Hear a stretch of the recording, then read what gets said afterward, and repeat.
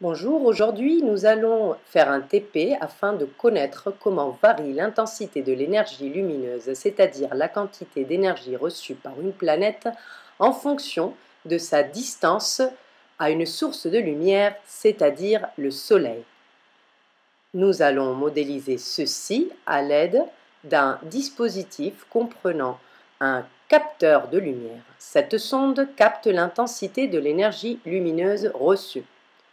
Nous assumons que plus l'énergie lumineuse reçue est importante, et plus la température sur une planète sera importante.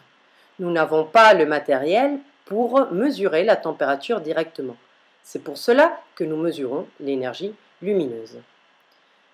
Nous avons donc le capteur, et vous voyez, je me double moi-même, donc ça fait bizarre, parce que je vais plus vite de ce que je parle sur la vidéo. Donc voilà la source de lumière et voilà la source de lumière et le capteur. Voici la source de lumière. Donc cette source représente le Soleil dans le système solaire, c'est-à-dire voilà le Soleil. Alors nous allons faire avancer notre source de lumière au fur et à mesure, et à chaque fois que nous allons faire avancer cette source de lumière, nous allons prendre des mesures avec le capteur. Ainsi, nous allons obtenir une courbe avec toutes les mesures prises. Nous avons une règle graduée. Nous pourrons mesurer de façon plus ou moins précise la distance de notre source de lumière. Pour l'acquisition des données, nous allons utiliser un dispositif Exao connecté à l'ordinateur qui se trouve sur votre paillasse et qui transmet les données de la sonde à un logiciel se trouvant dans votre ordinateur. Donc je vais vous montrer comment accéder au logiciel. Vous allez dans le bureau de l'ordinateur, dans le dossier SVT, vous cliquez sur logiciel Gelin et ensuite sur atelier scientifique SVT. Vous attendez un peu et vous voyez apparaître une fenêtre. Vous cliquez ensuite sur le symbole avec la petite grenouille appelée généraliste pour les SVT. OK. Et le logiciel s'ouvre.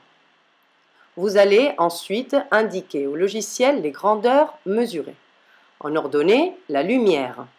Vous déplacez avec la souris le photomètre et vous voyez apparaître la grandeur et l'unité. Vous pouvez choisir ensuite le mode, ça c'est les mesures, voilà, vous voyez, et le mode d'affichage de la courbe. Donc, ensuite, nous allons dire au logiciel qu'en abscisse, nous allons avoir la distance. On le fait de façon manuelle. Donc vous déplacez l'icône manuelle en abscisse et vous lui dites qu'il s'agit de la distance mesurée en centimètres ou en mètres, à vous de voir, ici je le fais en mètres, et vous indiquez la valeur minimale et la valeur maximale. Donc ça peut être en fonction de ce qui est indiqué sur votre feuille, ça peut être différent. On lance l'acquisition en cliquant sur le feu. Vous allez nommer votre manipulation. Vous cliquez OK. Et nous allons maintenant indiquer quelle est la distance entre notre source et le capteur. Donc là, voilà, nous allons indiquer une valeur quelconque. Ne copiez pas bêtement parce que je mets une valeur quelconque. Vous cliquez sur OK suivant. On ne voit pas le premier point apparaître car il en faut deux pour avoir une courbe. Donc on rapproche la source de lumière. On mesure cette deuxième distance. On observe, on est à 2, donc vous mesurez à quelle distance nous trouvons de la sonde. Nous introduisons cette deuxième distance dans le logiciel. Je vous rappelle que j'indique des valeurs au hasard, à vous de voir les vôtres. On clique,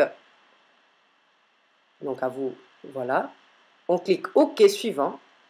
On voit un début de courbe se dessiner. Voilà, vous pouvez zoomer sur vos axes de façon suivante. La courbe commence à se former. Vous voyez, donc on zoome sur les ordonnées, on zoome les abscisses. Et Voilà, ensuite, je rapproche encore la source et j'indique la nouvelle distance. Donc, vous indiquez, je ne sais pas, 1 mètre, 1 mètre 30, et vous cliquez encore une fois sur OK suivant pour avoir un 3e point.